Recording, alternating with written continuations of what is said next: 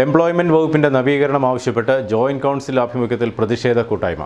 Thodupuzha employment എക്സ്ചേഞ്ചിന് മുന്നിൽ നടന്ന കൂട്ടായ്മ സംസ്ഥാന സെക്രട്ടേറിയറ്റ് അംഗം ഡി ബിനിൽ ഉദ്ഘാടനം ചെയ്തു.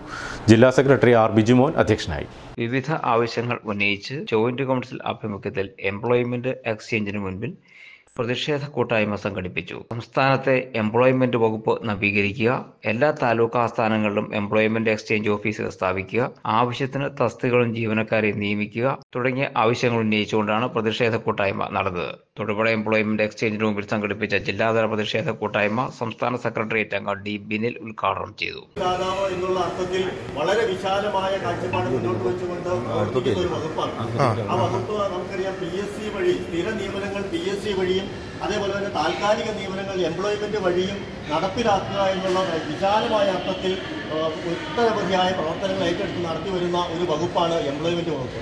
അതോടൊപ്പം തന്നെ സാമൂഹ്യ നീതിയിൽ അധിഷ്ഠിതമായിട്ട് നമുക്കറിയാം, മറ്റ് സ്വകാര്യ മേഖലയിലോ ഇതര മേഖലയിലോ മറ്റ് കരാർ നിയമനങ്ങളിലോ പാലിക്കാത്ത തരത്തിൽ സംവരണ തത്വങ്ങൾ ഉൾപ്പെടെ പാലിച്ചുകൊണ്ട് കൃത്യമായ നിയമനം നടത്തിക്കൊണ്ട് കൃത്യമായ സേവനവേതന വ്യവസ്ഥകളോടുകൂടി പ്രവർത്തിക്കുന്ന തരത്തിലേക്ക് താൽക്കാലിക ജീവനക്കാരെ ഉൾപ്പെടെ ഓരോ വകുപ്പിലേക്കും വിന്യസിക്കുന്നതിന് വളരെ മാതൃകാപരമായി പ്രവർത്തിച്ചു വരുന്ന ഒരു വകുപ്പാണ് എംപ്ലോയ്മെന്റ് വകുപ്പ്. എന്നാൽ എംപ്ലോയ്മെന്റ് വകുപ്പിന്റെ അതല്ലെങ്കിൽ അത്തരത്തിൽ തൊഴിൽ നൽകുന്ന സംവിധാനത്തിന് ആകെ തന്നെ അട്ടിമറിക്കുന്ന തരത്തിലുള്ള സമീപനമാണ് കേന്ദ്ര ഗവൺമെന്റും അതിനെ ചുവട് പിടിച്ചുകൊണ്ട് നമ്മൾ വിവിധങ്ങളായ സംസ്ഥാനങ്ങളിൽ നടന്നു വരുന്നതെന്ന് നമുക്ക് കാണാതെ പോകാൻ വേണ്ടി കഴിയുകയില്ല. അപ്പോൾ പുത്തൻ സാമ്പത്തിക നയങ്ങളുടെ ഭാഗമായിട്ട് കരാർവൽക്കരണം വ്യാപകമാക്കിക്കൊണ്ട് സ്വകാര്യ മേഖലയിലെ സമാനമായ രീതിയിൽ സ്വകാര്യവൽക്കരണം നടപ്പിലാക്കുന്ന തരത്തിലുള്ള സമീപനത്തിലേക്ക് ഗവൺമെന്റുകൾ മാറിയതിൻ്റെ ഫലമായി തന്നെ എംപ്ലോയ്മെന്റ് വകുപ്പിനെ തന്നെ നോക്കുകുത്തിയാക്കുന്ന സമീപനത്തിലേക്ക് ഗവൺമെന്റ് ഉൾപ്പെടെ കേരളത്തിലുൾപ്പെടെ മാറിയിരിക്കുന്ന സങ്കീർണമായ ഒരു സാഹചര്യമാണ് എത്തി നിൽക്കുന്നത്. നമുക്ക് കാണാതെ പറയാതെ കടന്നുപോകാൻ കഴിയുകയില്ല എന്നുള്ളതാണ് വസ്തുത.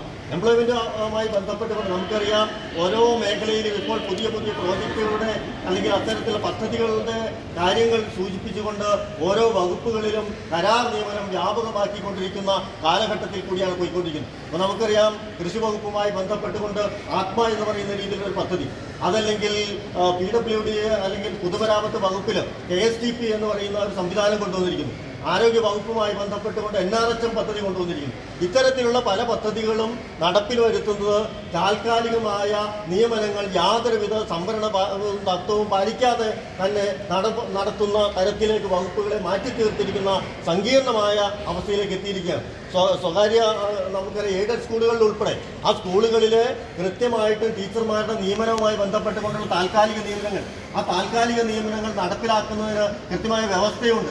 എന്നാൽ അതിനെ മറികടന്നുകൊണ്ട് PTA കമ്മിറ്റികൾക്ക് അധികാരം കൊടുത്തുകൊണ്ട് അത്തരം മേഖലകളിലെ ടീച്ചർമാരുടെ താൽക്കാലിക നിയമനത്തിൽ പോലും എംപ്ലോയ്മെന്റുകളെ മാറ്റി നിർത്തുന്ന സമീപനം വന്നിരിക്കുകയാണ്. അപ്പോൾ അത്തരം ഗുരുതരമായ അവസ്ഥയിലേക്ക് ആ വകുപ്പിന്റെ പ്രവർത്തനം മാറി തീർക്കുന്ന അവസ്ഥയിലേക്ക് എത്തി നിൽക്കുകയാണ്. അതുപോലെ തന്നെ നമുക്കറിയാം, ഏറ്റവും പ്രധാനപ്പെട്ട വകുപ്പ് എന്നുള്ള അർത്ഥത്തിൽ തന്നെ പുതുതായി ഓരോ താലൂക്കുകൾ രൂപീകരിക്കപ്പെട്ടാൽ ആ താലൂക്കുകളിൽ പ്രവർത്തിക്കുന്ന താലൂക്ക് സപ്ലൈ ഓഫീസും താലൂക്ക് ഓഫീസും അടക്കമുള്ള അതേ രീതിയിലുള്ള പാറ്റേണിൽ വരുന്ന ഏറ്റവും പ്രധാനപ്പെട്ട ഒരു ഓഫീസായിട്ട് എംപ്ലോയ്മെന്റ് എക്സ്ചേഞ്ച് ഓഫീസും പ്രവർത്തിക്കുന്ന തരത്തിലാണ് താലൂക്കുകളുടെ പുതിയ രൂപീകരണം മുൻകാലങ്ങളിലെല്ലാം നടന്നിരുന്നത്. എന്നാൽ 2013 ശേഷം എടുത്തു പരിശോധിച്ചാൽ അത്തരത്തിൽ പുതുതായി രൂപീകരിച്ച ഒരു ജില്ലാ സെക്രട്ടറി ആർ ബിജുമോൻ അധ്യക്ഷനായി. പ്രതിഷേധ കൂട്ടായ്മയിൽ ജില്ലാ ജോയിന്റ് സെക്രട്ടറി കെ സുഭാഷ്, മേഖലാ പ്രസിഡന്റ് NS ഇബ്രാഹിം, ജില്ലാ കമ്മിറ്റി അംഗം ലോലി മോൾക്കെയാർ, മേഖലാ ജോയിന്റ് സെക്രട്ടറി മുഹമ്മദ് നിസാർ എന്നിവർ സംസാരിച്ചു.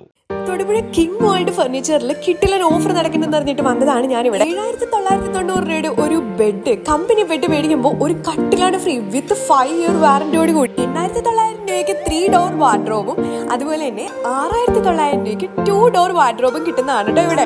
കിട്ടിലൻ ക്വാളിറ്റിയിൽ ഇതൊന്നും കൂടാതെ 3 ഡോർ വാർഡ്രോബ് മേടിക്കുമ്പോൾ 2 ഡോർ വാർഡ്രോബ് നിങ്ങൾക്ക് ഫ്രീ ആയിട്ട് കിട്ടുന്നതാണ്. അതാണ് ഏറ്റവും വലിയ ഹൈലൈറ്റ്. ബെഡ്റൂം സെറ്റ് ഔട്ടിന് എടുക്കുകയാണെന്നുണ്ടെങ്കിൽ നിങ്ങൾക്ക് ഫ്രീ ആയിട്ട് ബെഡും കൂടെ കിട്ടും. ഫാമിലി പർച്ചേസിന് 5,000 രൂപയുടെ ഗിഫ്റ്റ് ഉണ്ട് കേട്ടോ. വീട്ടിലോട്ടുള്ള സർവ്വ സാധനങ്ങളും നമുക്ക് ഇവിടെ കിട്ടും. പിന്നെ സ്റ്റീൽ അലമാരകളുടെ ഒത്തിരി ശേഖരവും ഒത്തിരി ഡിസൈൻസും അവൈലബിൾ ആണ്. കൂടാതെ വെറും 12,000 രൂപയ്ക്ക് കോർണർ സെറ്റ് അവൈലബിൾ ആണ്. എവിടെയെങ്കിലും കിട്ടും. അത് നല്ല കിട്ടിലൻ ക്വാളിറ്റി ആൻഡ് കിട്ടിലൻ ഡിസൈൻസിൽ അവൈലബിൾ ആണ്. ബെഡ് മേടിക്കുമ്പോൾ 50% ഓഫ് ആണ്. ബില്ലോയും അതുപോലെ തന്നെ ബെഡ്ഷീറ്റ് സൗജന്യമായിട്ട് കിട്ടുന്നതാണ്. Memory form, latex, spring bed, ortho, Medicare അങ്ങനെ എല്ലാത്തരം ബെഡ് ഇവിടെ അവൈലബിൾ ആണ്. കൂടാതെ നമ്മുടെ വീടിന് അനുയോജ്യമായ രീതിയിൽ നമുക്ക് കസ്റ്റമൈസ് ചെയ്ത് സോഫ സെറ്റും അതുപോലെ തന്നെ എല്ലാ ഫർണിച്ചറും നമുക്ക് കസ്റ്റമൈസ് ചെയ്തെടുക്കാൻ പറ്റും. ചെയറിന്റെ വൺ ശേഖരം ഇവിടെ ഉണ്ട് കേട്ടോ. കൂടാതെ നമ്മുടെ നടുവിനൊക്കെ സപ്പോർട്ട് വരുന്ന രീതിയിലുള്ള സ്പൈനൽ ചെയേഴ്സും ഇവിടെ അവൈലബിൾ ആണ്. 3500 രൂപയുടെ കട്ടിൽ മേടിക്കുമ്പോൾ 10400 ലാറ്റസ്റ്റ് ബെഡ് ഫ്രീ ആണ് കേട്ടോ. എല്ലാ ടൈപ്പ് ഫർണിച്ചേഴ്സും ഇവിടെ കിട്ടും. നിലമ്പൂർ തേക്കിൽ പണിത ഫർണിച്ചേഴ്സും ഇവിടെ ലഭ്യമാണ് കേട്ടോ. പ്രീമിയം ലെവലിലുള്ള ഫർണിച്ചേഴ്സും ഇവിടെ അവൈലബിൾ ആണ് കേട്ടോ. സൺഡേ ഷോപ്പ് ഓപ്പൺ ആണ്. EMI അവൈലബിൾ ആണ്. ഓൾ കേരള ഡെലിവറി ഉണ്ട്. അപ്പൊ ലൊക്കേഷൻ മറക്കേണ്ട, തൊടുപുഴ വിമല പബ്ലിക് സ്കൂളിന് ഓപ്പോസിറ്റ് ആയിട്ടാണ് നമ്മുടെ കിങ് വേൾഡ് ഫർണിച്ചർ.